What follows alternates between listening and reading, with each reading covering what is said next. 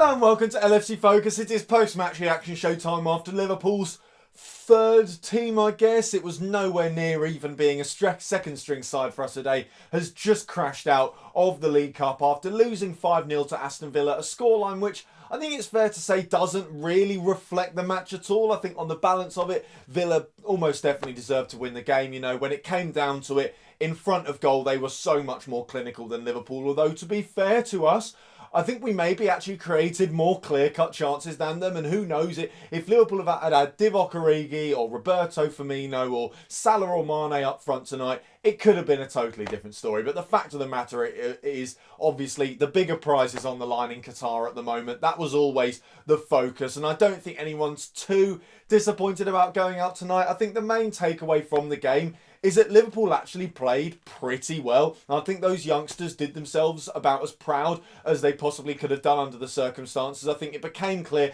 as the game progressed that they were never really in with any sort of chance, simply because, like I said, Villa were just so much more clinical on the break. When they got chances, they took them. That's what professional footballers who've been in the game for 5 or 10 years do, and that's what academy kids simply can't do. Also, as soon as we got the ball into the box, it became very, very clear that our lads at times just weren't strong enough. You know, the young lad we have up front, I've already forgotten his name, I think Longstaff. It was Louis Longstaff, who was playing in the number 9 role for Liverpool today, was just essentially bullied by Premier League centre-backs. And there's not really much the young lad can do about that at the end of the day. I think Villa were nowhere near their best, really, and Liverpool did create plenty of opportunities at times, and if our finishing was better, maybe we would have had a little bit more of a game. You know, thinking back to the amount of chances Herbie Kane had, I think he had at least 3 solid opportunities on goal. Credit has to go to the Aston Villa goalkeeper as well, who I thought I've never seen the kid before, but that must have been the game of his life. The sheer amount of saves he was making, and really good saves as well. It's not like Liverpool were, you know, sending the ball straight into his hands at all times. The balls were heading for the corners. He was diving to reach them and stuff like that, pushing them behind. We were winning corners as a result and stuff like that. So, you know, it's not, Liverpool weren't rubbish is the main takeaway, and that's what I think we've got plenty to be proud of. Of course, Harvey Elliott is the one that we're all coming away from the match talking about. He was fantastic, probably the best player on the pitch. I don't think that's any exaggeration whatsoever. His ability to create chances, he's always got his head up, and he's always looking for something that's a little bit more unorthodox as well, that's not going to be expected out of him. It was clear that Villa identified him as Liverpool's main threat, because whenever he got the ball anywhere near the goal, even if it was outside the box, he was closed down instantly. They were hell-bent on making sure he didn't really get any shots on goal at any point during the game. Obviously, he has that one early on where he tries to blam it in at near post, and Villa very quickly realise, you know, this kid is actually pretty decent. He's no academy fodder, he's no third string footballer, he's someone who's got the talent to go all the way for a team as big as Liverpool, and he showed that tonight. Some of the passes he was playing, you know, dinks over the defence, the vision to pick those out, and then the quality to execute those kind of passes just completely belies his years. He doesn't play like a 16-year-old kid, and again, he wasn't alongside the first teamers either today, and that's always a good way to gauge how good a young player is, whether or not they can play well alongside the big players as well. Sometimes they actually play better when they're in the youth ranks, but I thought as Liverpool's talisman today, as our focal point, like I said, Villa put a lot of players around him, and he dealt with that absolutely fantastically. He would come inside into the hole when necessary, he would drift outside to the wings. He was just brilliant, and it's thanks to him that I've come away from a Liverpool 5-0 defeat actually pretty optimistic and happy, because he looks like the future of the club at the moment. And I think another positive is the fact that we've been kicked out of the cup at this stage, where we've now got the FA Cup coming round as well. I think in some ways Jurgen Klopp will actually be a little bit glad, because he certainly didn't want the extra distraction of that 2-legged semi-final in January. We can now maybe put a little bit more of our resources towards that cup game against Everton, and any lads who impress tonight can pretty much guarantee that they will have opportunities going forward. But I think it was interesting watching the game, because I think aside from Harvey Elliott, while Liverpool were good, there weren't too many outstanding individual performances, and I think that's probably, you know, a result of the fact that we didn't really play a kind of hybrid side that we've played in the League Cup in the past, where you've got experienced players like Milner, you've got sporadic first team players like Divock Origi in the side, and then you throw through youngsters like Nico Williams, Curtis Jones, Harvey Elliott, Ryan Brewster in and there, and they're peppered around the side, and it becomes a lot more easy to analyse them individually, because also they are ever so slightly out of place. They're a fish out of water essentially, and that informs their performance. Whereas this Liverpool team was one that has played week in, week out. They play as just the under-23s all the time. They're playing under the same coaching staff as well. So it was hard to really pick out individual performances, and it's much easier to assess them as a team. And as a team, I thought they did most of what they were expected to do brilliantly at times. You know, like I said, the forward play was excellent. We created so many chances, which is impressive given the defensive line we're up against. And like I said, given the physical disadvantage that we had, it was very difficult to lump balls into the box or really play it over the top and try and get headers in any kind of situation because of the physical strength of that Villa defence. But the amount of chances we created, the amount of, you know, headed chances, volleyed chances, chances along the floor, I thought Liverpool were very, very good going forward. And again, if it wasn't for that goalkeeping performance, if they'd had a lesser goalkeeper, or if he hadn't quite performed to the level that he performed tonight in between the six for Aston Villa, then we could have had a game. Liverpool could have had a couple goals. It could have been a slightly different story than what it was. But of course, at the end of the day, we don't come away with the goal, which is a little bit disappointing. At the other end, we do concede 5. And I mean, analysing the goals on a case-by-case basis is a little bit pointless because, you know, at the end of the day, there is clearly such a golfing class. The first one, it's a little bit disappointing that Kevin Kelleher doesn't get to it, but he is just slightly deceived by the way the ball comes into the box. The second one is an absolute freak goal. I mean, I was kind of critical of Kevin Kelleher because he looks a little bit flat-footed. You maybe think that, and you think this of most chances on our goal, you'd think that Alisson Becker would save them, but at the end of the day, that's the issue with having the best goalkeeper in the world and then having to drop down to literally anyone else between the sticks in games when Alisson Becker isn't playing.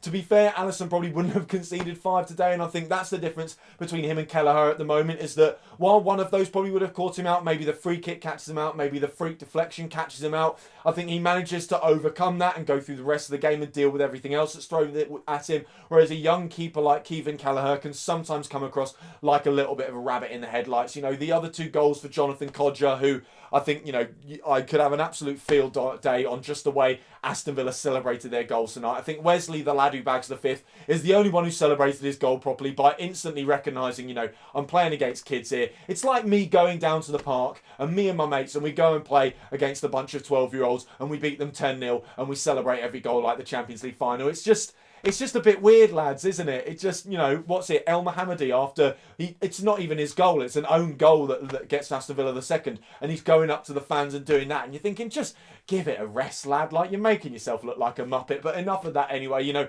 most of the Villa goals, it is just a matter of the fact that even though they didn't have many chances, when they did, they were able to finish them, which wasn't the case for Liverpool. I thought defensively, aside from the goals we conceded, we weren't too bad. A lot of eyes were, of course, on Sepp van den Berg. I thought a slightly mixed bag from him today. At times he looked good, at times he did look slightly in the mould of a Virgil van Dijk type player, and I think it was probably an improved performance from what he showed against Arsenal in the last round, where he was very shaky and he gave the ball away quite a lot. He still made mistakes, but listen, at the end of the day, I'm pretty sure the lad's still 17, maybe just turned 18 years old, so that's perfectly natural. And if he's going to make mistakes, make them in this context, make them now, and grow, pardon me, as a player. You know, I'd rather he makes mistakes at this level than he does at the under-23s level, because it's going to teach him so much more. It's going to stick with him more, and if he's got the strong mentality that I'm sure the coaching staff believe he has, then he'll be able to overcome that, and it'll only improve him as a player. So listen, he's nowhere near being able to play any sort of regular or rotational role in the first team for a while yet, but as it stands, he still does look like a reasonable talent, and there's still definitely room for improvement that he can hopefully move into in the future. Another lad we're all looking at, Kiana Hoover as well. Fantastic link-up play with Harvey Elliott at times on that right-hand side. You know, I think it's interesting what exactly Liverpool's plan is with him, because when we signed him, it was as a prospective future centre-back, whereas when he's actually played, he's played more as a right-back in this Liverpool side, and I think it's interesting where we go with it, because he's clearly got the ball-playing ability and the speed and the kind of physical makeup to play that right-back role for Liverpool, where you're a much more creative force, you are getting forward and linking up with the attackers and stuff like that. And I do think, looking at his physique at the moment, obviously he's only, I think, 17 years old, so he could fill out. It's perfectly possible that happens, but at the moment he doesn't quite look tall enough or strong enough to be playing centre-back. Of course, at the moment we're not going to put him in that position because he is only 17 years old and he's not got that build, and maybe it's something he grows into, but for the foreseeable future, he certainly looks like a potentially useful asset for Liverpool at right-back, you know, potentially in those FA Cup games, maybe even in league games, you know, certainly if we have the campaign wrapped up with a few more more games to go before the end of the season, we can look at giving him and some of the other youngsters like Harvey Elliott a little bit of game time. But apart from that, the defence was just reasonably solid. Hard lines for, I think his name's Tony Boys. I know his surname is Boys. It's hard to really know because I didn't even hear of half the players before tonight. But it's hard lines for him for the deflected goal. Obviously, it's disappointing that that happened because that was at a point where Liverpool still looked like they were threatening. If anything, we were on top, and the Villa goal definitely comes from against the run of play. But once they go 2-0 up, you think, you know, at the end of the day, these guys are professionals, the Aston Villa players. They're not going to let a 2-0 lead slip against the Liverpool side of this calibre, regardless of how well they play. The midfield as well, I thought was just perfectly fine. Herbie Kane, again, I thought was very, very industrious, had some good moments, had some bad moments in front of goal as well. But at the end of the day, he's a midfielder. He probably wasn't expecting to get into those positions too often. But I think given his physicality, he has, of course, played in League One. He was in the League One team of the season last season. So he's going to be a little bit more useful in terms of getting into the box and trying to win headers and stuff like that. So I think we very quickly worked out that that was going to be our best bet if we were going to try and get crosses into the box, to get Herbie Kane to make those late runs from deep and get his head on it. One thing that did impress me on that kind of topic was the way Liverpool managed and adapted their way through the game. They could have quite easily carried on playing like they were in the first half and continued to get picked apart on the break, and they could have lost the game 7 or 8-0 or something like that. I think there's a lot to be said for the fact that Villa take their foot off the gas a little bit. They recognise that the game's run one even, and they recognise that there's bigger tasks coming ahead at the weekend. They've got a Premier League relegation battle to fight as well. But I think the young lads, they definitely managed their way through the second half very well. The midfield was a lot more functional in that second half. I thought Pedro Chiravella, probably his farewell appearance for Liverpool, he was fine. Christy Davies was fine. It's a little bit hard to judge the attackers aside from, of course, the absolutely boss, brilliant Harvey Elliott, because like I said, they just weren't really able to impose themselves physically, and Elliott kind of has the get-out clause where his quality is that good